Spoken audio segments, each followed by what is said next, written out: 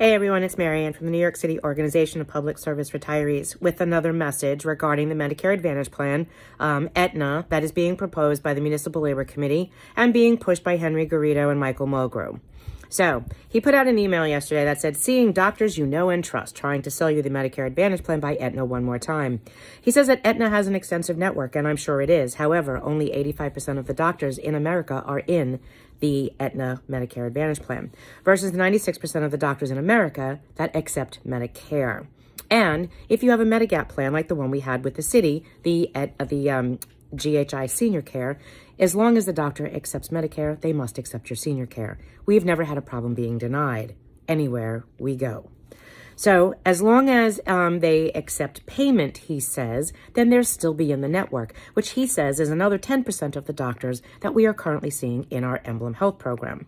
So what we want you to understand about that is that the doctors that are in the network, of course, those are easy. You just go and they bill the insurance company. But if your doctor's not in the network, but he's willing to accept payment, that's one thing. However, if your doctor is not in the network and he doesn't want to accept payment, then you will be burdened to pay the cost of your visit up front, submit the bill to Aetna. And if this operates like the Alliance did the last time, the contract showed the details, which of course I can't really tell you about because Michael Mulgrew hasn't produced a contract, even though he is trying to force this to a vote on the 9th of March, even though no union president has seen the contract and we haven't read it. And if there's nothing to hide, I'm sure he would feel free to share it with all of us. Right, Mike? So, if the doctor doesn't accept the payment from Aetna, then you would have to pay the doctor up front and submit the bill. What the last contract showed was if you submitted the bill to the Alliance, then that you would technically be submitting it to the insurance company for medical necessity. If they found that it wasn't medically necessary, you didn't get reimbursed. And it also didn't count towards your out-of-pocket. So, hey Mike, is it like that this time? Is that what the details are in the Aetna contract? You know, I'm asking for like 250,000 friends because I don't have a copy of the contract and I guess neither do you.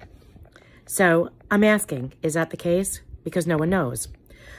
And since 85% of the doctors in America are in the Aetna network, just because they're there today doesn't mean that they'll be there tomorrow.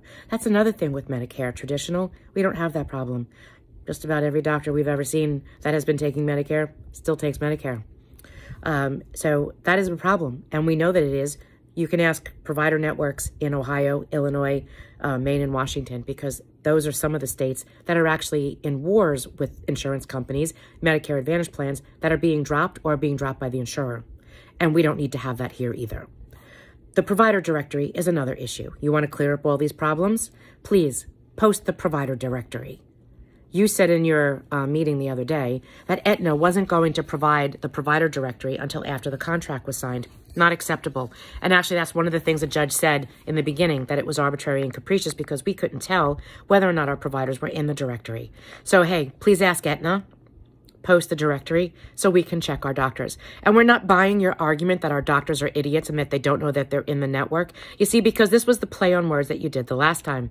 You actually said that all the doctors that are in Medicare are in the network. That wasn't true either. All those doctors, all of our doctors are in the Anthem network. That wasn't true either. Because once the Alliance posted the network and we started putting in our doctors, we had actual doctors' offices state, and this is including New York City retirees that are doctors, state, hey, my name is showing up in that directory and I don't take Medicare Advantage plans. So then we started to ask a few more questions like, hey, do you take any Anthem product? Well, yes, I do take Anthem products, but I don't take HMOs and I don't take MA plans. Guess what? How do I know you're not pulling that same thing on us today? So please, post the provider directory so we could check our own providers and have our providers check that whether or not they're accepting an Aetna Medicare Advantage PPO plan. Because that's really the only thing to do, honest thing to do, if you're not hiding anything. Because you want to say that 96% of our doctors are in this plan or 94% are in the plan. I have no proof of that. And if you don't mind us fact-checking you, then you'd post the link to the directory so we could all check our doctors and make sure that they're either in the plan or they're accepting the plan for payment. Today, like soon. Because if you want to try to do this vote without us having a contract or you having a contract and you want us to trust you that you're going to keep doing the right thing, it'd be really important. The other thing is that if the doctor refuses to pay the bill, we would have to pay them up front and then hope to get reimbursed. The problem is, as we get older and we get ill, or we start to decline cognitively, then who's going to do all this administrative work? This is an extra step that none of us have to do now. You're creating more of a burden for us that we don't really need. So I'm going to wrap this up here. I hope I've given you more to think about, because you think you perfected a plan, but you really didn't. You just gave us more of a burden. And you're trying to sell it to everybody in the MLC that doesn't even know the difference between traditional Medicare and Medicare. So I might suggest that the next performance that you have, the next advisor that comes to your meeting before you take a vote on the 9th, might actually be a Medicare rep and Emblem Health Senior Care rep, so that they can definitely tell you the differences between the plans, because everything that was said last week isn't entirely true. And what you're selling today in all of these emails isn't accurate either. Have a great night.